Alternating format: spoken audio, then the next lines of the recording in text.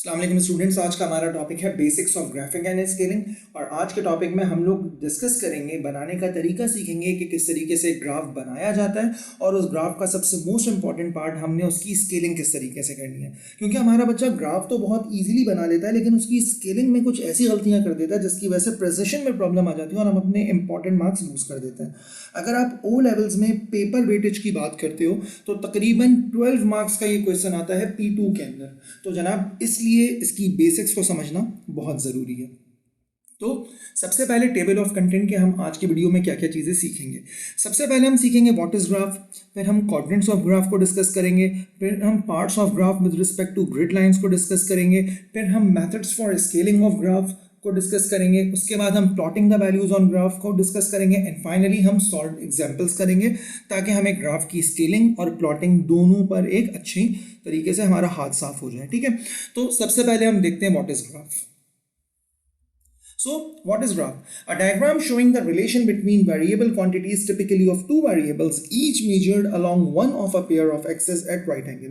जब भी हम दो चीज़ों को डायग्रामेटिकली या अगर एनालिसिस हमने उन दो चीज़ों का करना है, दो वेरिएबल्स का करना है, तो जब हम उन दोनों को एक डायग्राम के अंदर प्लॉट करते हैं तो वो दोनों वैल्यूज एक दूसरे को राइट एंगल पर कट कर रही होती हैं। मतलब आप इसको इस तरीके से समझ लीजिए कि अगर आपके पास दो वेरिएबल्स हैं, एक वेरिएबल को आपने x कंसिडर कर लिया, एक वेरिएबल को आपने y कंसिडर कर लिया। अगर आप उसका पिक्टोरियल रिप्रेजेंटेशन प्रोवाइड कर रहे हो किसी एक पेपर के ऊपर या किसी भी चार्ट के ऊपर या किसी भी ग्रिड लाइंस के ऊपर, अगर आप उसकी मेजरिंग कर रहे हो तो लाजमी तौर पर ये ग्राफ कहलाया जाता है। और जिस जगह पर ये दोनों वेरिएबल्स एक दूसरे को इंटरसेक्ट कर रहे होते हैं इसको हम कहते हैं जनाब ओरिजिन। ठीक है, अब जरा इसको गौर से देखो।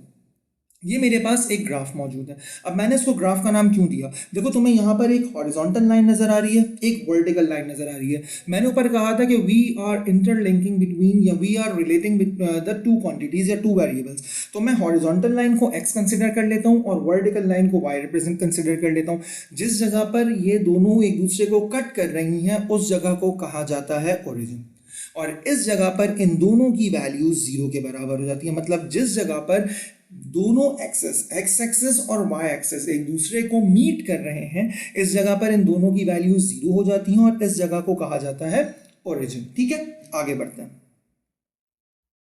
अगर आप इस ओरिजिन से राइट या लेफ्ट की तरफ मूव कर रहे हो, आपके पास ओरिजिन मौजूद है और आप ओरिजिन से राइट या लेफ्ट की तरफ मूव कर रहे हो, तो basically you are moving through X axis और इसका एक और नाम भी है दैट इज एब्सिसा। अब ये एब्सिसा शायद आपने ना पढ़ा हो लेकिन पेपर में क्वेश्चन में इस तरीके का नाम आ सकता है, तो आपको इसके की पॉइंट्स पता होने चाहिए। So if you are moving away और towards from right to left और left to right from origin then you are moving through X axis और एब्सिसा। मतलब अगर आप ओरिजिन से राइट या लेफ्ट की तरफ मूव कर रहे हैं तो आप एक्स एक्सिस की तरफ मूव कर रहे हैं और इसको हम एब्सिसा कहते हैं।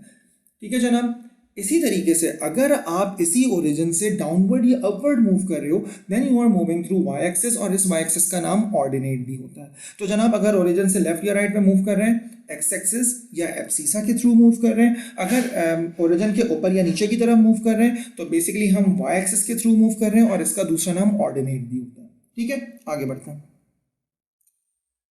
अब जरा क्वाड्रेंट्स ऑफ ग्राफ को देखते हैं।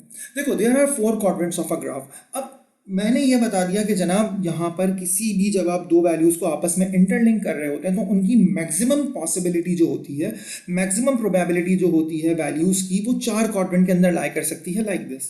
ठीक है, अब इसमें आपको ये 4 क्वाड्रेंट नजर आ रहे हैं, पहला क्वाड्रेंट, दूसरा क्वाड्रेंट, तीसरा क्वाड्रेंट और चौथा क्वाड्रेंट। लेकिन मैंने इनको पहला, दूसरा, तीसरा और चौथा क्वाड्रेंट क्यों कंसिडर किया इसको समझते हैं। जरा देखो, if you move away from the origin towards right, अगर आप ओरिजिन से राइट साइड की तरफ जा रहे हैं तो आपको नजर आ रहा होगा कि आपके पास ओरिजिन से राइट साइड पर एक्स एक्सिस पर जितनी भी वैल्यूज हैं वो पॉजिटिव है। इसका मतलब you are moving through positive x axis like this. ठीक है, अगर आप ओरिजिन से लेफ्ट साइड की तरफ जा रहे हैं इसका मतलब you are moving through negative x axis like this. अगर आप ओरिजिन से ऊपर की तरफ जा रहे हैं तो इसका मतलब you are moving through positive Y axis, और अगर आप ओरिजिन से नीचे की तरफ जा रहे हैं तो इसका मतलब you are moving through negative y axis. तो जनाब ओरिजिन से right side positive x axis, origin से left side negative x axis, origin से upward positive Y axis, origin से नीचे नेगेटिव वाई एक्सिस। ये कॉन्सेप्ट क्लियर हुआ, लेकिन अभी भी क्वाड्रेंट का कॉन्सेप्ट क्लियर नहीं हुआ। तो अब जरा क्वाड्रेंट क्यों कहा गया है जरा देखते हैं। तो जनाब जरा इसको देखिए, As we have discussed earlier that the graph has four coordinate, ये हम डिस्कस कर चुके हैं कि जनाब एक ग्राफ के 4 कोऑर्डिनेट होते हैं। लेकिन ऐसा क्यों होता है, इसकी अभी हमने बहुत थोड़ी सी नॉलेज ली है कि राइट साइड पे जाऊंगा तो positive x axis, next left side पे जाऊंगा तो नेगेटिव एक्स एक्सिस, ऊपर जाऊंगा तो पॉजिटिव वाई एक्सिस, नीचे जाऊंगा तो नेगेटिव वाई एक्सिस। होता ये है, so if you have a point in which both coordinates X and Y are positive, अगर आपके पास एक ऐसा पॉइंट मौजूद है जिसमें एक्स और वाई दोनों नेगेटिव है, तो वो कहाँ लाई करेगा, वो फर्स्ट क्वाड्रेंट में लाई करेगा। आपको नजर आ रहा है कि इस क्वाड्रेंट को अगर आप गौर से देखो तो यहाँ पर x भी पॉजिटिवली काम कर रहा है और y भी पॉजिटिवली काम कर रहा है। तो अगर आपके पास कोई ऐसा पॉइंट है जिसमें x और y दोनों पॉजिटिव है, ये फर्स्ट क्वाड्रेंट में लाई करेगा। अगर आपके पास कोई ऐसा पॉइंट है जिसमें x नेगेटिव है, y पॉजिटिव है, जैसे इधर देखो, अगर तुम इस ग्राफ को गौर से देखो तो तुम्हें इस जगह पे नजर आ रहा है जनाब कि इस जगह पर आपके पास x की नेगेटिव वैल्यूज है लेकिन y की पॉजिटिव वैल्यूज है। तो जनाब अगर आपके पास ऐसी वैल्यूज हैं जिसमें x नेगेटिव है और y पॉजिटिव है, तो ये सेकंड क्वाड्रेंट में लाई करेगा। ठीक है, इसी तरीके से अगर आपके पास x और y दोनों की वैल्यूज नेगेटिव है, तो अब ये लाई करेगा थर्ड क्वाड्रेंट में, क्योंकि थर्ड क्वाड्रेंट में आपको नजर आ रहा है कि आप ओरिजिन से लेफ्ट साइड पर हैं या ओरिजिन से नीचे हैं। और अगर आप ओरिजिन से लेफ्ट साइड पर होते हैं तो x एक्सिस नेगेटिव हो जाता है, ओरिजिन से नीचे होते हैं तो y एक्सिस नेगेटिव हो जाता है। तो इसलिए अगर आपके पास x और y दोनों नेगेटिव हैं तो ये थर्ड क्वाड्रेंट में लाई करेंगे। और इसी तरीके से अगर आप बात करते हो कि आपके पास x की वैल्यू तो पॉजिटिव है लेकिन y की वैल्यू नेगेटिव है, मतलब आप ओरिजिन से राइट साइड पर मौजूद हो और ओरिजिन से नीचे मौजूद हो, तो इसका मतलब अगर आपके पास x की वैल्यू पॉजिटिव और y की वैल्यू नेगेटिव, तो अब जो पॉइंट आप लाई करोगे या जो आप पॉइंट प्लॉट करोगे वो फोर्थ क्वाड्रेंट में होगा। तो इसको जरा समराइज करते हैं, x y दोनों पॉजिटिव फर्स्ट क्वाड्रेंट में, x negative y positive second quadrant में, x y दोनों नेगेटिव थर्ड क्वाड्रेंट में और x positive y negative fourth quadrant में। So this is the reason कि जनाब एक ग्राफ के 4 कोऑर्डिनेट होते हैं, क्योंकि मेरे पास यही 4 पॉसिबिलिटीज हो सकती हैं किसी भी कोऑर्डिनेट्स की। ठीक है, आगे बढ़ते। अब जरा देखो parts of graph with respect to grid lines, मतलब अब हम ग्राफ के उन पार्ट्स को डिस्कस करेंगे जो कि ग्रिड लाइंस के ऊपर डिपेंडेंट होती हैं। तो जरा गौर से देखो, in order to understand this topic first of all you need to know about some basic parameters. अगर आप इस टॉपिक को समझना चाहते हैं तो उसके लिए आपके पास कुछ बेसिक पैरामीटर्स की इंफॉर्मेशन होनी चाहिए। जैसे जरा गौर से देखो, A graph can be represented by only the axis। एक ग्राफ को सिर्फ और सिर्फ उसके एक्सेस से भी रिप्रेजेंट किया जा सकता है लाइक दिस, लेकिन इसमें प्रिसिशन सबसे कम होती है क्योंकि मुझे यही नहीं पता चल रहा होता कि x का 1 और y का 1 एग्जैक्टली एक दूसरे को किस जगह मीट कर रहे हैं। ठीक है, तो एक ग्राफ को सिर्फ और सिर्फ उसके एक्सेस से भी रिप्रेजेंट किया जा सकता है, एक ग्राफ को उसकी major grid line, these are the major grid lines, उसकी मेजर ग्रिड लाइन से भी रिप्रेजेंट किया जा सकता है, और एक ग्राफ को उसकी माइनर ग्रिड लाइन से भी रिप्रेजेंट किया जा सकता है। तो अब इसको जरा गौर से समझ लो कि एक ग्राफ क्या होता है जिसमें सिर्फ एक एक्स एक्सिस और वाई एक्सिस मौजूद है। जब हम उस एक्स एक्सिस और वाई एक्सिस को मेजर ग्रिड लाइन, बड़े डब्बे जो आपको नजर आ रहे हैं, इनके अकॉर्डिंगली डिवाइड करते हैं या रिप्रेजेंट करते हैं, तो ये मेजर ग्रिड लाइंस कहलाती हैं। और जब हम इन बड़े डब्बों को, सेंटीमीटर के जो डब्बे हैं, जब हम इनको फर्दर छोटे छोटे पार्ट्स में डिवाइड करते हैं तो इसको माइनर ग्रिड लाइंस कहा जाता है। और हमने बेसिकली अपने काम को एक्यूरेट करने के लिए, प्रिसिशन के लिए माइनर ग्रिड लाइंस की ही नॉलेज रखनी है, क्योंकि अगर आपके पास माइनर ग्रिड लाइंस की नॉलेज नहीं है तो आप अपने ग्राफ को बहुत ज़्यादा प्रिसाइजली ड्रॉ नहीं कर सकते। ठीक है, आगे बढ़ते हैं। Methods for scaling of graph. अब यहाँ पर हमारा सबसे मोस्ट इंपॉर्टेंट टॉपिक शुरू हो रहा है कि अब हमने स्केलिंग करने का तरीका स्टार्ट करना है। तो स्टार्ट करते हैं जनाब। Sometimes it is very difficult for students to do proper scaling. अब कभी कभार तो हमारे पास पेपर में स्केलिंग बनी भी आ जाती है कि आपने एक्स एक्सिस पर इतने सेंटीमीटर बनाने हैं, वाई एक्सिस पर इतने सेंटीमीटर बनाने, लेकिन जब आपके पास ऐसी स्केलिंग नहीं होती तो फिर यहाँ पर हमारे स्टूडेंट्स के लिए बहुत ज़्यादा कॉम्प्लिकेशंस पैदा हो जाती हैं और वो गलती कर जाता है। ठीक है, so points to remember: number 1, keep in mind that the graph you are provided in examination is centimeter graph। आपको एग्जाम में जो ग्राफ पेपर दिया जाएगा वो सेंटीमीटर ग्राफ होगा। ग्राफ बहुत तरह के होते हैं, इंच भी हो सकता है, मिलीमीटर भी हो सकता है, लेकिन आपके पास जो ग्राफ मौजूद होगा वो कहलाता है सेंटीमीटर ग्राफ। ठीक है, So consider the following columns in which we have different values of two parameters। अब मेरे पास एक टेबल मौजूद है जिसमें मेरे पास दो डिफरेंट पैरामीटर्स की वैल्यूज मौजूद हैं, मतलब कुछ वैल्यूज x की हैं और कुछ वैल्यूज y की हैं। ठीक है जनाब, अब जरा आगे बढ़ते हैं।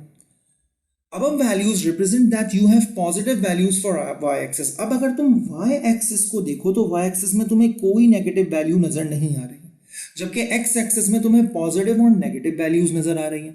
ठीक है, इसका मतलब तुम्हारा काम कौन से क्वाड्रेंट्स में हो सकता है? क्या तुम्हें चारों क्वाड्रेंट बनाने चाहिए? नहीं, चारों क्वाड्रेंट उस वक्त बनाने की जरूरत पड़ती जब तुम्हारे पास वाई की वैल्यूज भी नेगेटिव होती। ठीक है जनाब, यहाँ पर तो सारी की सारी वाई की वैल्यूज पॉजिटिव है, इसका मतलब आपको चारों क्वाड्रेंट बनाने की जरूरत नहीं है, बल्कि आपको सिर्फ वो क्वाड्रेंट बनाने की जरूरत है जहां पर वाई पॉजिटिव हो और एक्स पॉजिटिव और नेगेटिव दोनों हो। तो पहला और दूसरा क्वाड्रेंट मुझे ये काम दे देगा। क्यों? क्योंकि रीजन यह है, don't waste the graph by drawing every quadrant, draw only those quadrants in which values are provided. अब आपके पास वैल्यूज कौन कौन सी प्रोवाइडेड है? वाई सारा का सारा पॉजिटिव है, इसका मतलब आपको थर्ड और फोर्थ क्वाड्रेंट बनाने की जरूरत ही नहीं है, आप ओरिजिन से नीचे काम कर ही नहीं रहे हो, क्योंकि ओरिजिन से ऊपर ही मेरे पास सारी की सारी वाई की वैल्यूज पॉजिटिव होती हैं। ठीक है, और पहले और दूसरे क्वाड्रेंट में, पहले क्वाड्रेंट में एक्स पॉजिटिव होता है, दूसरे क्वाड्रेंट में एक्स नेगेटिव होता है, और आपके पास एक्स की पॉजिटिव और नेगेटिव दोनों वैल्यूज मौजूद हैं। तो इसका मतलब आपको चारों क्वाड्रेंट्स बनाने की जरूरत नहीं है, आपको सिर्फ पहला और दूसरा क्वाड्रेंट बनाने की जरूरत है। ठीक है, आगे बढ़ते हैं। First of all we need to find the range of these two values as below. सबसे पहले मुझे इन दोनों वैल्यूज की रेंजेस मालूम कर लेनी है, और रेंज मालूम करने का तरीका क्या होता है? Find the ranges of both values by subtracting the smallest value from the greatest value. आपने स्मॉलेस्ट वैल्यू को ग्रेटेस्ट वैल्यू से माइनस करवा देना है, तो आप जो है वो रेंज मालूम कर लोगे। तो जनाब अब जरा देखते हैं रेंज फॉर एक्स एक्सिस। मेरे पास एक्स की सबसे मेजर वैल्यू कौन सी है? 4। सबसे स्मॉलेस्ट वैल्यू कौन सी है? -2। इन दोनों को माइनस कराऊंगा तो 4 माइनस इंटू -2 बराबर हो जाएगा 4 + 2 = 6। मतलब मुझे एक्स एक्सिस में 6 वैल्यूज के लिए ग्राफ प्लॉट करना है। ठीक है, इसी तरीके से वाई की मेजर वैल्यू क्या है? 9, और स्मॉलेस्ट वैल्यू क्या है? 0। तो 9 - 0 9। इसका मतलब आपने एक्स एक्सिस पे 6 वैल्यूज के लिए ग्राफ ड्रॉ करना है और वाई एक्सिस पे 9 वैल्यूज के लिए ग्राफ ड्रॉ करना है। ये कॉन्सेप्ट क्लियर हुआ? तो सबसे इंपॉर्टेंट काम, सबसे पहला काम, आपने रेंज मालूम करनी है दोनों पैरामीटर्स या दोनों वैल्यूज की। आगे बढ़ते हैं। It means you need to draw graph for 9 units for y coordinates along positive y-axis, while you need to draw graph for 6 units of x-axis or x coordinate, in which 2 along negative x-axis and 4 along positive x-axis। अब आपको नजर आ रहा है कि जनाब y में कोई value negative नहीं है, तो आपको ये 9 की 9 वैल्यूज पॉजिटिव y-axis पर ड्रॉ करनी है, जबकि आपके पास x की जो 6 रेंज आई है, इसमें से आपके पास 4 या 5 पॉजिटिव वैल्यूज हैं, जबकि आपके पास 2 वैल्यूज जो है वो नेगेटिव है। तो इसका मतलब आपने x की 2 वैल्यूज को नेगेटिव x एक्सिस पे ड्रॉ करना है, 4 वैल्यूज को पॉजिटिव x एक्सिस पे ड्रॉ करना है, और 0 तो ऑलरेडी आ जाएगा क्योंकि वो y एक्सिस के ऊपर लाई कर रहा होगा। ठीक है, आगे बढ़ते हैं। So point to remember number 4, sometimes you are provided with the scale according to which you need to draw the graph, but sometimes you are free to do your own scaling। जैसे मैंने इस part के शुरू में बताया था कि कभी कभार आपको वैल्यूज इनिशियली प्रोवाइडेड होंगी, बहुत इजी है आपके लिए, लेकिन अगर वो प्रोवाइडेड नहीं है तो फिर आपको ये सारा काम खुद ही करना पड़ेगा। आगे बढ़ते हैं। So now we need to assign scaling for these values. अब हम इनके लिए असाइनिंग करेंगे कि जनाब वैल्यूज किस तरीके से हम लोगों ने प्लॉट करनी है। We can use a scale of 1 centimetre to represent 1 unit on Y axis.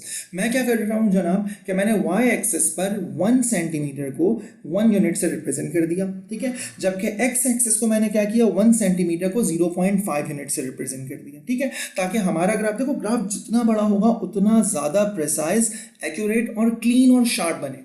आप जितनी ज़्यादा घिचपिच करोगे, जितना ज़्यादा शॉर्ट में काम करने की कोशिश करोगे, उतना गंदा ग्राफ बनेगा। तो ग्राफ को हमने स्मूथली ड्रॉ करना है, तो इसके लिए हमें क्या करना पड़ेगा, हमने क्या किया कि वाई एक्सिस में हमने हर मेजर ग्रिड लाइन, मतलब हर 1 सेंटीमीटर को 1 वैल्यू के बराबर ले लिया, और एक्स एक्सिस में हमने हर 1 सेंटीमीटर के बॉक्स को 0.5 यूनिट्स के बराबर ले लिया। ठीक है, so if you have huge values, then count the available places for axis. Now divide the range with this value to get the actual scaling on each axis. अब आपके पास अगर बहुत सारी वैल्यूज मौजूद हैं कि जनाब मेरे पास 5000 वैल्यूज हैं, अब मैं 5000 को तो प्लॉट नहीं कर सकता कि जनाब अगर मैं 1 सेंटीमीटर को 1 यूनिट के बराबर ले रहा हूँ तो उसका मतलब मुझे 5000 यूनिट्स चाहिए होंगे किसी भी वैल्यूज को प्लॉट करवाने के लिए। तो उसका सबसे आसान हल ये है कि आपके पास जो अवेलेबल ग्राफ मौजूद है उसमें वाई एक्सिस में कितने सेंटीमीटर के डब्बे आ रहे हैं, जितने भी आ रहे हैं, लेट से मेरे पास 9 बॉक्सेस आ रहे हैं, तो मैंने रेंज से डिवाइड करवा दिया उसको कि रेंज ऑफ वाई एक्सिस मेरे पास कितनी थी 9, अवेलेबल वाई एक्सिस में कितने बॉक्सेस मौजूद हैं 9, तो 9 डिवाइडेड बाय 9 इक्वल्स टू 1, मतलब मैं एक यूनिट को 1 सेंटीमीटर के बराबर कर सकता हूँ। ठीक है, तो आगे बढ़ते हैं। अब जरा गौर से देखना, now you need to draw the graph as per the scaling as. अब आप लोगों ने ग्राफ को ड्रॉ करना है स्केलिंग के हिसाब से। किस हिसाब से, जरा गौर से देखो। Now you must have to do some calculation to find the value of each small grid line. अभी हमने थोड़ी देर पहले पढ़ा था कि जनाब ग्राफ में दो तरह की ग्रिड लाइंस मौजूद होती हैं, एक मेजर और एक माइनर। मेजर की तो हमने स्केलिंग कर ली कि एक्स एक्सिस पे 0.5 यूनिट एक मेजर ग्रिड लाइन के बराबर होगा, जबकि वाई एक्सिस पर एक मेजर ग्रिड लाइन 1 यूनिट के बराबर होगा। ठीक है, अब माइनर ग्रिड लाइन की स्केलिंग किस तरीके से करोगे जरा देखो। For the graph of higher values it is feasible for you to find the value of each minor grid line. It will help you to find the precise values on the graph and hence draw the graph accurately.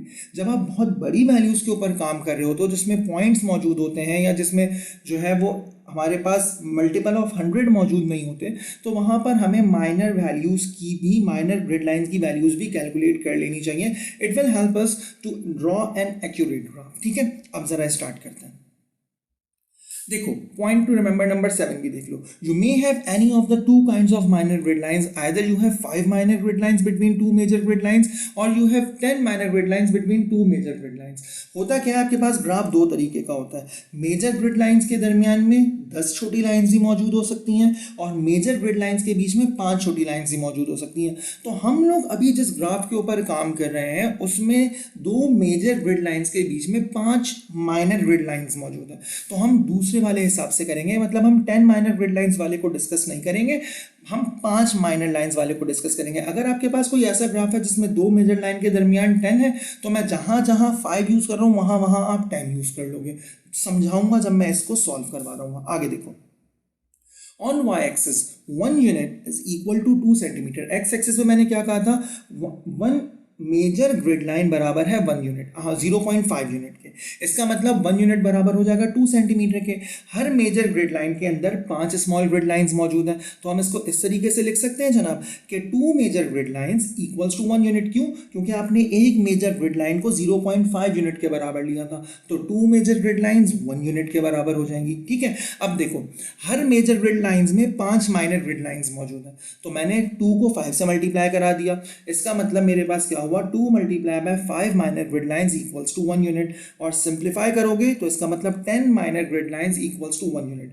अगर एक major grid lines में 5 minor grid lines मौजूद हैं तो 2 major grid lines में 10 minor grid lines मौजूद होंगी। इसका मतलब एक्स एक्सिस पे 10 माइनर ग्रिड लाइंस बराबर है 1 यूनिट के।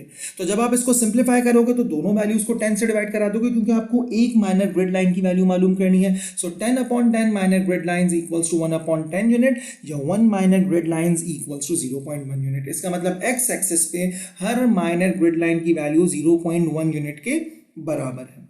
आगे बढ़ते हैं। सिमिलरली जब आप y एक्सिस को देखते हो तो हमने कहा था कि y एक्सिस पे 1 यूनिट 1 सेंटीमीटर के बराबर है। 1 सेंटीमीटर का मतलब मेजर ग्रिड लाइन। हर मेजर ग्रिड लाइन में 5 स्मॉल ग्रिड लाइंस मौजूद होती हैं, तो अब इसको किस तरीके से लिख सकते हैं, 1 major grid line equals to 1 unit.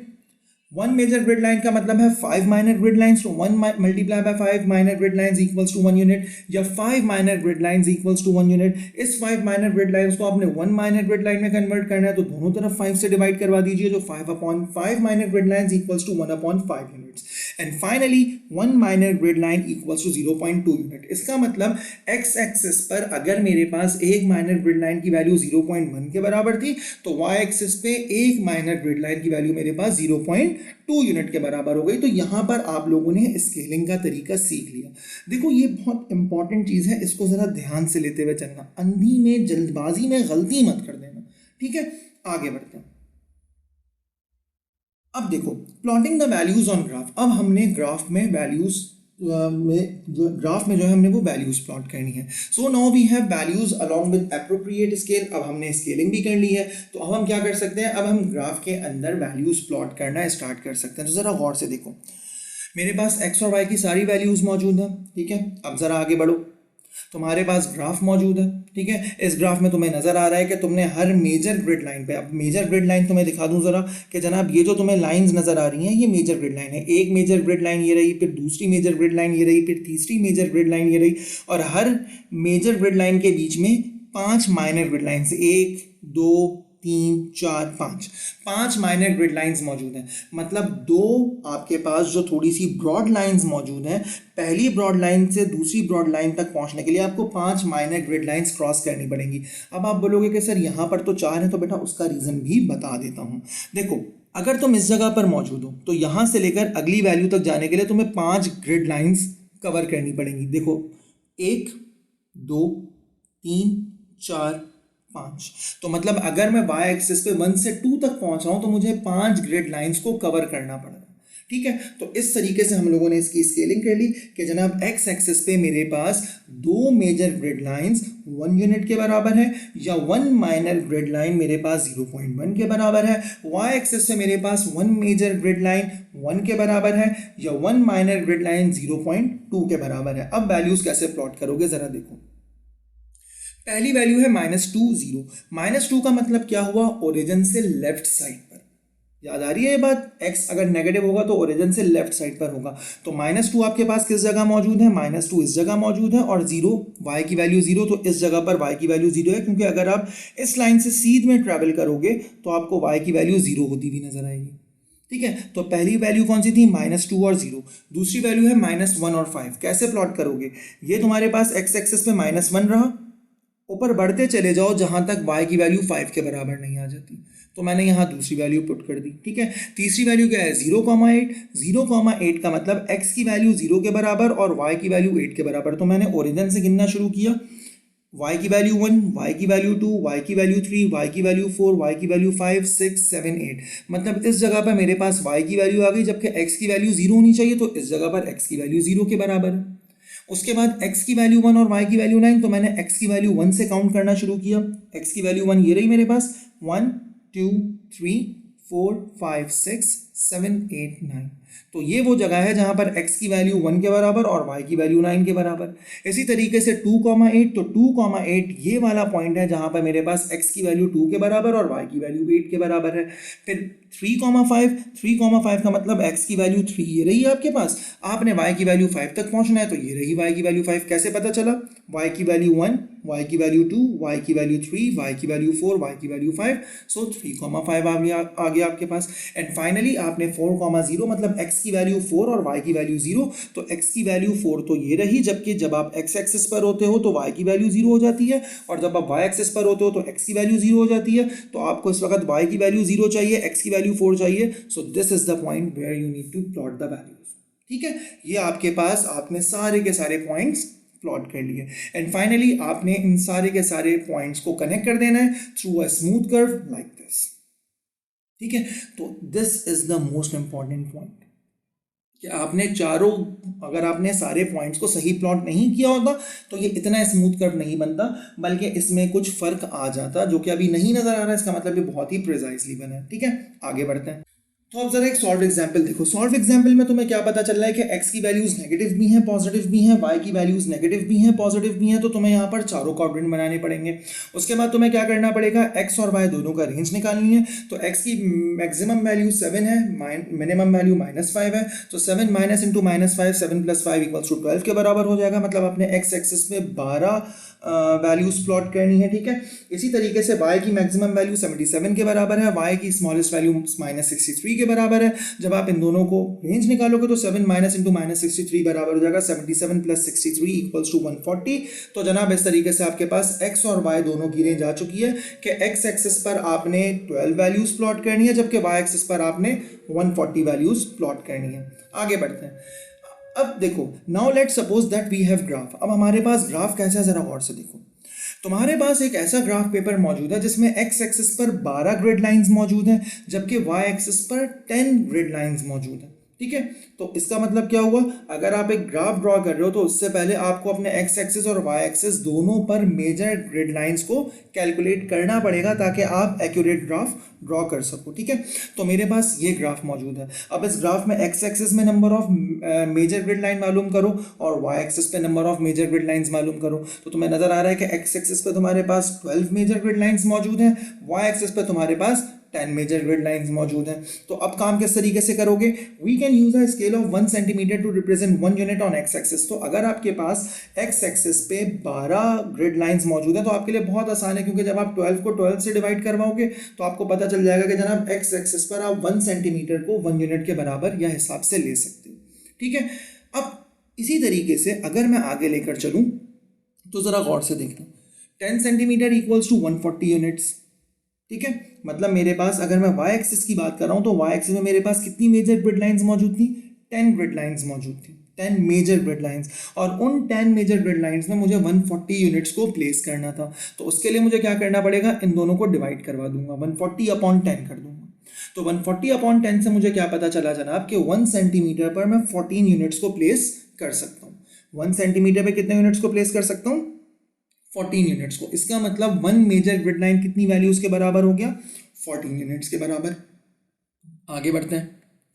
According to the above calculation, we can observe that 1 centimeter equals to 14 units, but it is convenient for us to round it off to the nearest 10. अब मेरे लिए आसानी ये है कि मैं इसको nearest value में राउंड ऑफ कर दूं, तो मैं 14 के बजाय इसको 20 ले लेता हूँ।